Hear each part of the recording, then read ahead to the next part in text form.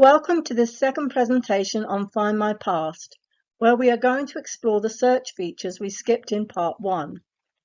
This will probably be the feature in Findmypast you will use the most. In this presentation, we will cover searching filters, searching tips, newspapers, address search, and surname search. From the landing page, you can do a simple search, but I usually click Search here at the top. That will bring you to this page where you can focus your search with many more options. The default search is the records from Britain, but this can be changed using this drop-down button on the top left. As you can see, there are many other places represented. These places can also be accessed from this more visible drop-down menu here. As well as place, you can also search by category by clicking on the All Categories box and choosing just church records or just censuses, etc. This menu can also be accessed from this more obvious menu here. I am using the family of James Witt to illustrate my searches. James was born in Chesterton, Cambridgeshire in 1811. I chose him because his life spans from before England and Wales civil registration began in 1837, but he and his family show in censuses and in his marriage in 1842 and death in 1875, which are recorded in the civil registration records. It is important to note that whenever you go from a person in family search to a search in Findmypast, the search will default to world records. This will include certain places that would not be relevant to your search. For example, if your family search person was born in India, the results will bring up not only India, but also Indiana, Indianapolis, etc. Here we see 36 results. To limit your search to places that are relevant, you will need to adjust the country or area to be more specific. Also, if you are searching in world and put in a specific location, often it will not autofill. In this example, it did autofill. But you want to make sure the autofill is used because that is how the program searches for your person. We will leave searching from Family Search and go to just searching in Findmypast. We are now going to look at how filters get a better search result. Because James Witt lived in England, not Scotland, Wales, or other British Isles locations, I chose to filter my search to just England, not the whole of Britain or other areas in the world. I am starting with an all categories search. I put in my search information and the summary says I have 22 results, as opposed to the 36 when I came in through Family Search to World Records. 22 results is pretty durable. Click on the View 22 results to see more detail. If those results are not enough to find your person, you can use other filters to increase your results. Year of birth has a default of plus or minus 2 years. Knowing how people were so truthful about their age, you could expand this to a plus or minus 5 years or even 10 years, just to make sure you get the results you need. The birth year here is expanded 5 years, and the results go up to 26. Not a huge difference. However, if we keep the plus or minus 5 years and also check one or more of the name variance boxes, we now see 164 results. We have talked about expanding your search, but the reverse is also possible. You can limit your search too by clicking on the category list. You can drill down to birth, marriage, death, and parish records. Here we have 11 results. We can drill down even further to just parish baptisms. and we see here we have one result. The same can be done for censuses and any other of the categories listed. I am going to use the census results to show several tips that can aid in your search. One feature I love is that most of the headings at the top of the search results are interactive. For example, if you click on the year heading, it will sort your results in chronological order. This makes it a lot easier to sort through the results. You can sort by clicking on any of the headings in blue. Check the transcriptions over here on the right to do a quick evaluation of the record. If there are two icons on the right, the document icon on the left is the transcription, and the picture icon on the right is an image of the original. If you think this is your person, always check the image of the original, as there is often information on the original that is not on the transcription. This result points to James Witt on the 1851 census. So I will click on the left icon, and here is the transcription. It looks like this is him. I can look at the original record right from the transcription page. Here is the original record that I can compare to the transcription. Another reason for always checking the original record is there are sometimes transcription errors. In comparing the original with the transcription, I noticed that the place of birth of Thomas Witt has been generalized to the county on the transcription, but the parish is listed on the original as St. Giles, Cambridge. It's important to submit corrections if you see a transcription error, or in this case, an omission. I find that Findmypast is very responsive when it comes to correcting them.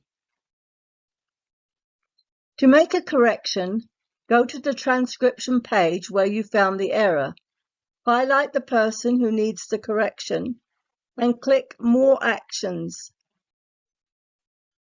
And in the drop-down, choose Report an Error. In the provided template, fill out the correction and hit Submit. Once the correction is reviewed, Findmypast will send you an email to let you know the transcription has been corrected. One of my favorite search features is the Advanced Search, found below the View Results button on the left. If you click on Advanced, it will take you to the Universal Search screen, which we have already seen. There are many fields you can use here to manipulate your search.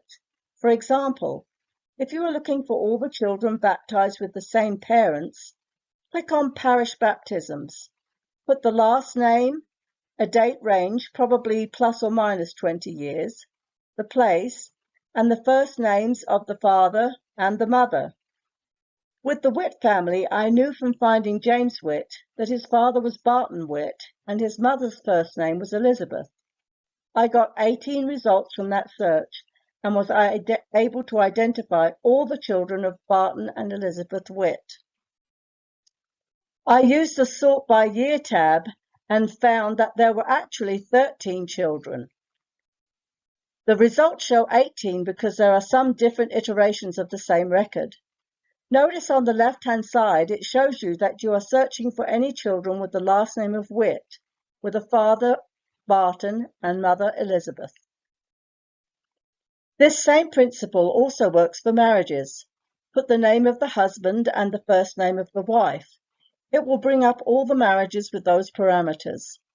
After 1837, you will also want to check the civil marriages. Experiment with this feature for other options. We have talked about search filters and tips. We will now look at other search options. At the top of the page, click on the drop-down called Search. This page is a menu of all the search options. We have covered the Search All Records menu, so let's take a look at the other search options here. The All Record Sets searches gives you a list of the record sets. This is especially helpful if you want to zero in on just one area or record set. For example, just the 1851 England census. It can be sorted alphabetically by record set, by category, by subcategory, and numerically by the number of records. Note that the category with the highest number of records is United States marriages, with almost 250 million entries. Be sure to check here if you are looking for a marriage in the US. The third column features the 1921 census that we covered in Part 1. Newspapers and publications are included in the Pro and Premium subscriptions.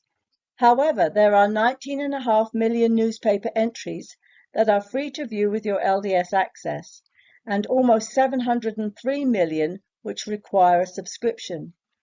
You can search the free and subscription-based options, and you will be able to view short snippets of the article.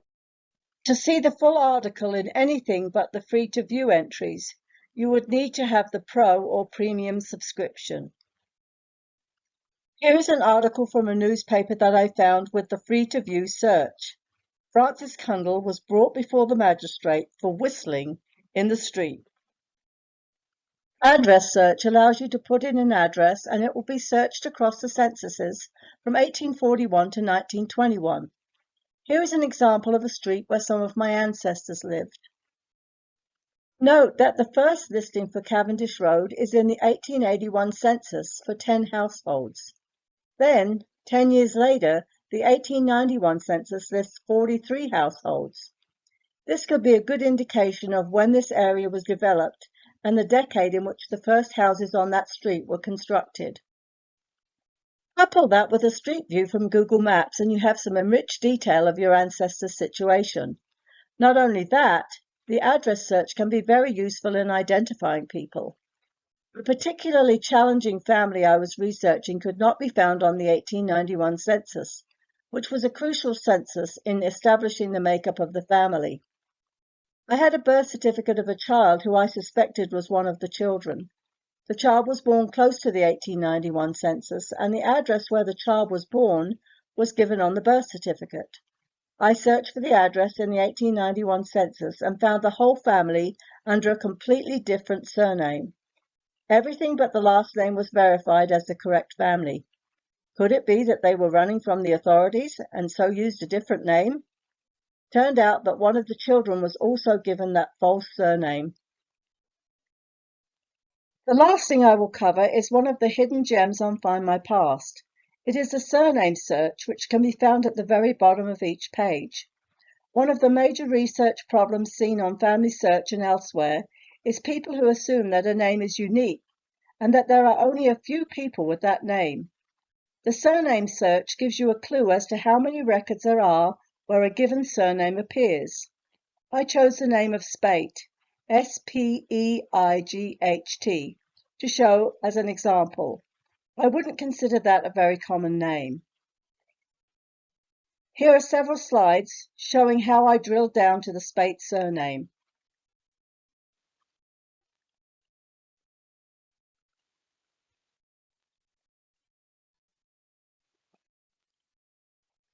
To my surprise, there were over 90,000 records in which the Speight surname appears. Another way to search for surnames is simply entering it in Search All Records, which we looked at previously. Notice that I got even more results when I searched in this way. A possible reason for this is that there are often several iterations of the same record. That concludes the second part of Findmypast. I hope you found it helpful. Please come visit our BYU Family History website at the address shown here. Thanks for watching.